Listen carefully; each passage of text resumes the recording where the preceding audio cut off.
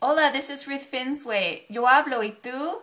Hey, wanted to follow up about the video blog that I gave you guys last week about looking really specifically at the gifting of your child and encouraging them that way. This week I want to follow up on the 3 ways that we praise our child, that we engage in encouraging their gifting.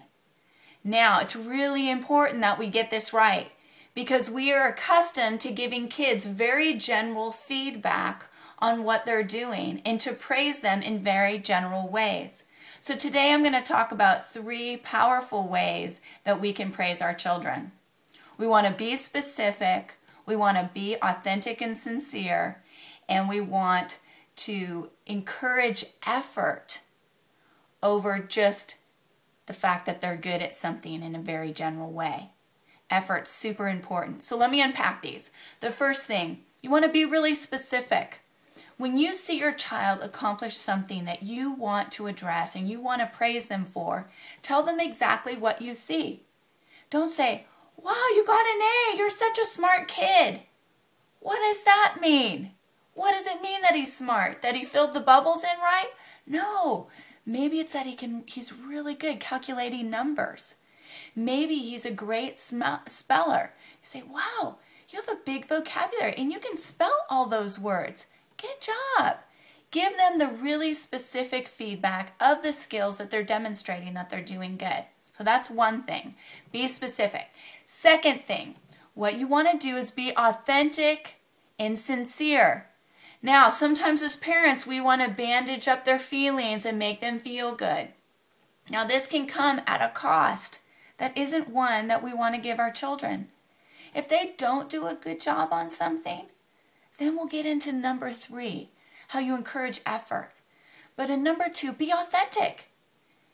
If they really blew it, okay, let's try the next time and we'll work on it because we'll get better. But when they do something, authentically praise them, really specifically. Be sincere. Kids totally know if you are blowing smoke their way, so don't do it. Because guess what? It will cause them not to believe when you do want to give them authentic feedback and praise. So be sincere, be authentic. Kids have an innate ability to be able to read when you're blowing smoke. Third thing, encourage effort more than you do general praise. The brain is a muscle and we need to work it.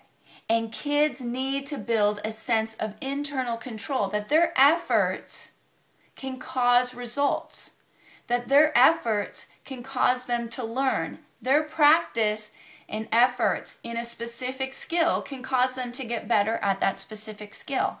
Now, what that does for the child is take an external locus of control internal. And that's what we want. We don't want the child's feelings to be up for grabs dependent on what's going on around them. We all know that half the battle is the attitude that we have towards something.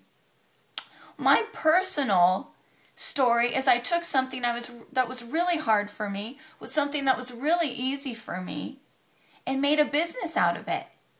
But that's because I knew where my gifting was, and I knew that with determination, work, and effort, I could overcome the hurdles and obstacles of what was hard for me. And this is an internal locus of control, which is what we want to give our kids. Now, I really want to recommend this book, Nurture Shock. It's got a great chapter. It's the first chapter about how we praise our kids. You want to be specific, you want to be authentic and sincere, and you really want to encourage their effort, how they're working hard to attain their goals. So hasta luego. That's all for today.